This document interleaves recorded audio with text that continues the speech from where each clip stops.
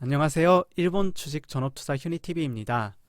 자, 오늘은 신용에 대해서 제가 언급을 드리도록 할 텐데, 보통 종목을 분석할 때 종합적으로 판단하는 게 굉장히 중요한데, 그 판단 요소 중 하나가 그 회사의 신용 잔액을 확인하는 그런 이제 방법이 중요한데, 신용 이제 잔액이라는 거는 보통 매수, 신용 매수 잔액, 그리고 신용 매도 잔액, 이렇게 이제 두 가지로 나눠지고, 또 이제 기관들이 보통 공매도로 이렇게 많은 종목들에 들어가 있는데, 그 공매도 현황 이런 걸 종합적으로 판단하는 게 굉장히 중요합니다.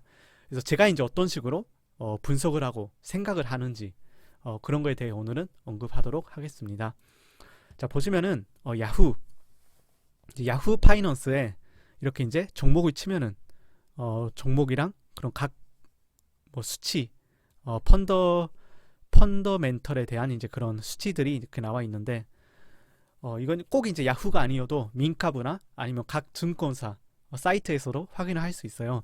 근데 이제 오늘은 강의용으로 영상을 찍다 보니까 여러분께 이제 알아먹기 쉽도록 제가 이렇게 야후를 쓰도록 하겠습니다. 밑에 이제 보시면 신용 이제 거래 정보라고 있어요.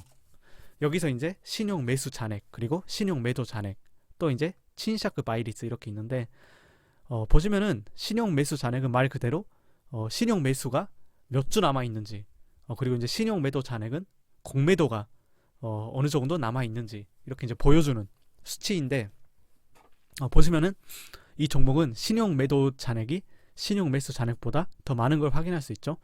보통은 신용 매수 잔액이 매도 잔액보다 훨씬 더 많은 경우가 많아요. 근데 이제 가끔가다 이렇게 매도 잔액이 더 많은 경우도 있어요. 그래서 이제 오늘 이걸 이제 소개시켜 드리고 있는데, 보시면 이제 친샤크 바이리스, 이거는 신용 매수 잔액 나누기 신용 매도 잔액 해서 이제 그게 0.56이란 소리예요. 그래서 이게 1보다 낮으면은 신용 매도 잔액이 더 많다는 거고, 1보다 크면은 신용 매수 잔액이 더 많다는 뜻이 되겠죠. 보통 이게 1보다 높은 경우가 훨씬 많습니다. 그래서 이제 1보다 높으면은 기본적으로 안 좋다고 이제 일반적으로는 하고 있어요. 꼭 그런 건 아닌데, 일반적으로 1보다 높으면은 향후 매도 압박으로 이어질 수 있다. 이제 이게 1보다 낮으면은 생각보다 괜찮은 상황이다. 뭐 이렇게 이제 일반적으로 이제 유추해 볼 수 있고, 또 이제 여기서 알 수 있는 거는 과연 이 신용 매수 잔액이 많은지, 이걸 이제 분석할 때 저는 이제 어떻게 판단하냐면, 이 시총, 이 회사 이제 가치, 시가총액이 얼마인지, 그리고 여기 이제 거래량, 하루 이제 평균 거래 대금이 어느 정도 되는지, 보통 이제 이 두 개가 신용 매수 잔액이나 이렇게 세 개 나눠서 생각하는 게 굉장히 중요하다고 생각해요. 또 이제 뭐 발행 주식 수, 그러니까 여기서 이제 또 부동 비율, 이 중에서 부동주, 제가 이제 항상 강조드리는 부동주, 이런 것도 이제 생각해 볼 필요가 있는데, 일단 오늘은 간단하게 시총이랑 이 거래 대금 이렇게 이제 비교해서 생각해 보면, 자, 이제 보시면은 매수 잔액이 15만 1600주잖아요. 15만 1600주면 대충 15, 150, 1500, 1억 5천, 그러니까 대략 한 3억엔 정도, 뭐 2, 3억엔, 그러니까 2, 3억엔 사이에 매수 잔액이 있다, 이렇게 이제 생각하시면 돼요.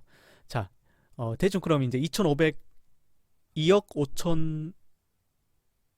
5천이라고 치고, 이제 매수 잔액을 2억 5천이라고 치고, 이렇게 보시면은, 자, 하루 이제 매매 대금이 대충 9억엔 정도 되잖아요.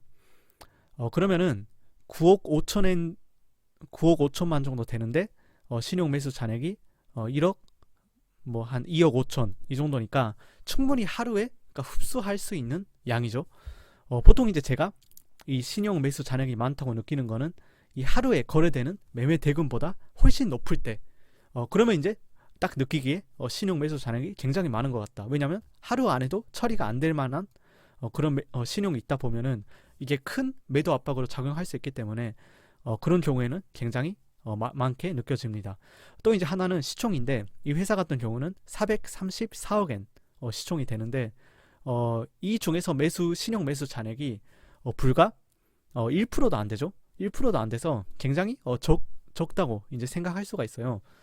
그래서 이런 이제 두 개 이렇게 비교를 해봐도 이 회사의 신용 매수 잔액은 전혀 과열된 상태가 아니다 이렇게 생각할 수 있고, 또 중요한 건 이렇게 친샤크 바이리스, 그러니까 매도 잔액이랑 비교해서 신용 매수 잔액이 어떤지. 근데 이 회사 같은 경우는 오히려 신용 매도 잔액이 더 많아가지고 충분히 이 수치 자체는 거의 매도 압박으로 전혀 작용을 안 할 것 같은, 이제 그렇게 생각될 수 있는 그런 수치라고 저는 생각해 봅니다. 그래서 이 종목 같은 경우는 신용 매수 잔액이 큰 매도 압박으로 작용하지 않는다, 이렇게 이제 생각하시면 될 것 같고요. 제가 왜 이렇게 이제 말씀드리냐면, 자 이제 보시면 신용 가이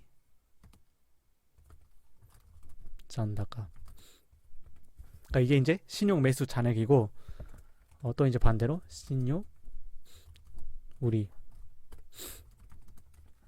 자 이게 신용 매도 잔액인데, 보통 이제 신용 매수 잔액 같은 경우는 향후 이게 매도 수요로 작용할 수가 있어요.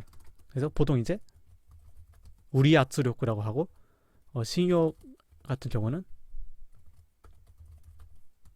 카이 압수력. 왜냐면은 생각해보시면 알 텐데, 이 신용 매수 잔액이라는 거는 쉽게 말해서 내가 지금 신용 거래로 어떤 종목을 사고 있는 거잖아요. 그럼 이제 그걸 어떻게 하겠어요? 나중 되면 당연히 팔겠죠. 파는데 신용 같은 경우는 기간이 있어요. 보통 6개월이라고 생각하면 돼요. 뭐 당연히 이제 무기간 일반 신용도 있는데, 기본적으로 비용이나 다른 이제 현물로 이제 바꾸는 그런 또 상황이 또 있기 때문에, 뭐 어쨌든 그러니까 종합적으로 봐서 6개월이라고 생각하시면 돼요.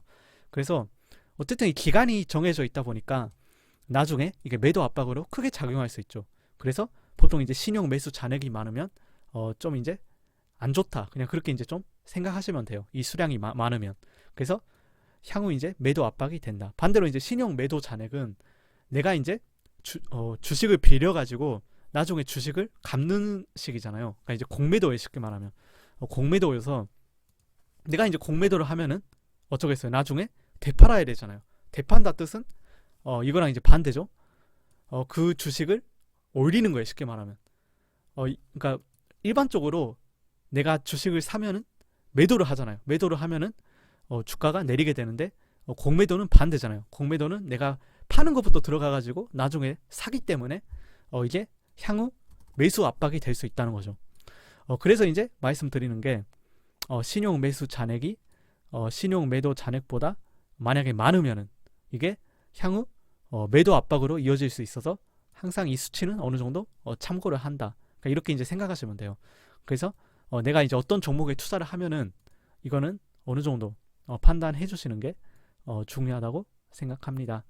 자 다음은 이제 간단하게 이제 기관들 공매도에 대해서 제가 이제 말씀드리려고 하는데, 자 예를 들어 이제 제가 메디아시크, 옛날에 제가 투자했던 종목인데, 그 메디아시크에 대해서 오늘은 간단하게 그냥 말씀드리도록 하겠습니다. 자 밑에 보시면은 이렇게 이제 기관들이 어느 정도 이 회사 공매도를 들어갔는지 뭐 이렇게 이제 볼 수 있어요. 볼 수 있는데, 먼저 이 사이트를 소개 드리면은 이 위에 이제 URL이 있는데 카라우리.net이에요. 이건 이제 종목 이름이고, 4824는 이제 종목 코드죠. 이건 이제 빼고 그냥 카라우리.net을 입력하시면은 이런 이제 사이트가 나타나요. 사이트가 나타나는데, 여기서 이제 종목을 검색하시면은 이런 식으로 어떤 기관이 어느 만큼 공매도를 들어갔는지 이렇게 확인할 수 있어요. 이거는 이제 실시간이 아니고 좀 이제 시간이 지나면은 최신 거로 이렇게 이제 갱신이 되는데, 이런 식으로 이제 보실 수 있죠. 그럼 이제 자주 이제 눈에 띄는 기관들이에요. 뭐 JP 모건, 뭐 유명한 회사죠. 세계적으로. 뭐 모건 스탠리, 뭐 가끔 이제 골드만삭스 이런 것도 있고, 노무라 인터내셔널, 이것도 이제 자주 보이는 그런 거고, 뭐 시티그룹, 또 이제 바크리 이런 것도 있고, 보시면은 그죠, 뭐 도이츠뱅크, 그러니까 이런 것처럼 거의 공매도를 하는 기관들은 아마 여러분들이 주식을 하든 안 하든 들어보셨을 만한 그런 이제 큰 증권사들인데 자 보시면은 간단히 뭐 예를 들어 이제 크레딧 스위스 이것도 이제 제가 최근에 투자한 트윈보드에 자주 이제 나타났던 그런 이제 증권사인데 이런 식으로 이 잔액이 비율이 어느 정도 되는지 그 잔액 수량이 어느 정도 되는지 그리고 그 후에 어느 정도 이렇게 늘렸는지 증가율 이런 거를 친절하게 다 이렇게 수치로 돼 있거든요. 그러니까 제가 이제 아까 말한 크레딧 스위스 같은 경우는 뭐 예를 들어 0.5%를 갖고 있었어요. 이 회사의 이제 공매도 수량. 0.5라는 건 쉽게 말하면 시총에 그러니까 0.5라는 거죠. 여기서 이제 예를 들어 11일에는 전날 대비 늘렸죠. 0.17% 늘렸어요. 그리고 또 그 다음 날은 다다음 날은 0.12% 이렇게 늘려서 전체적으로 0.8%를 보유하고 있다. 공매도를. 수량은 이렇게 81,200주. 이런 식으로 다 확인할 수 있어요. 기관들이 전체적으로 어느 정도 공매도로 들어갔는지. 뭐 이거는 이제 표를 보시면은 충분히 이해가 가실 거고. 자, 그럼 여기서 뭘 알 수 있냐? 뭘 알 수 있냐면은 기관들이 이 회사에 대해서 어느 정도 강세를 생각하는지, 약세를 생각하는지 이거를 이제 볼 수 있다는 거죠. 뭐 예를 들어 이런 식으로 크레딧 스위스가 뭐 계속 이렇게 늘리고 있었잖아요. 그 공매도를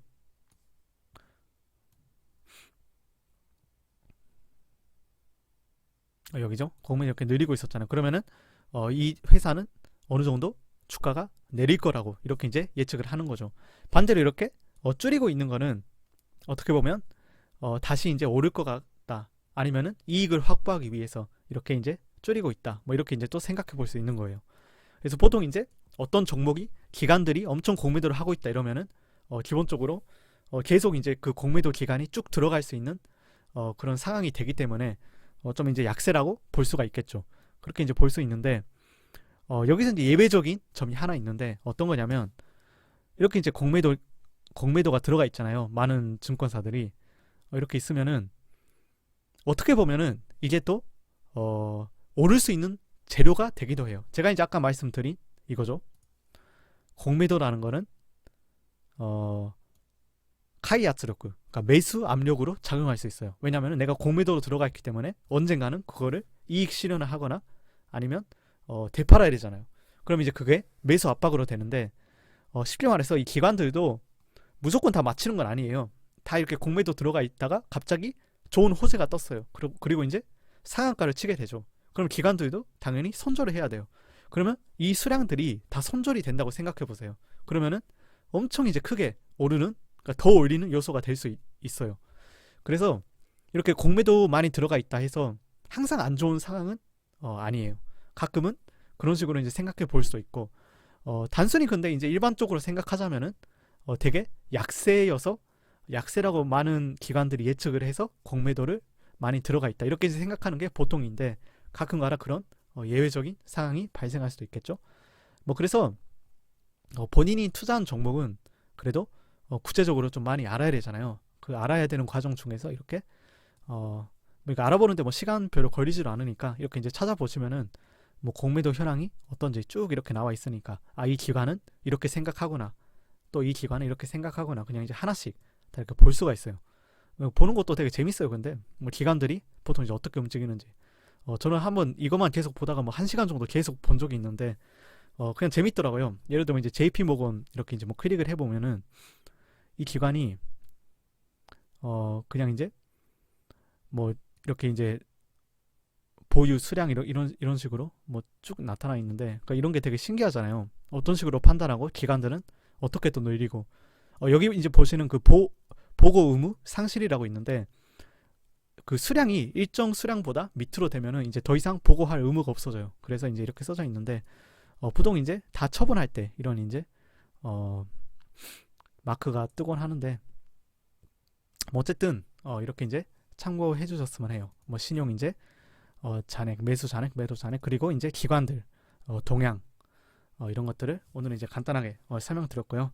궁금한 점 있으면은 댓글이나 아니면 네이버 카페에서 남겨주시면 다시 제가 또 댓글을 달아드리도록 하겠습니다. 오늘도 시청해 주셔서 감사합니다.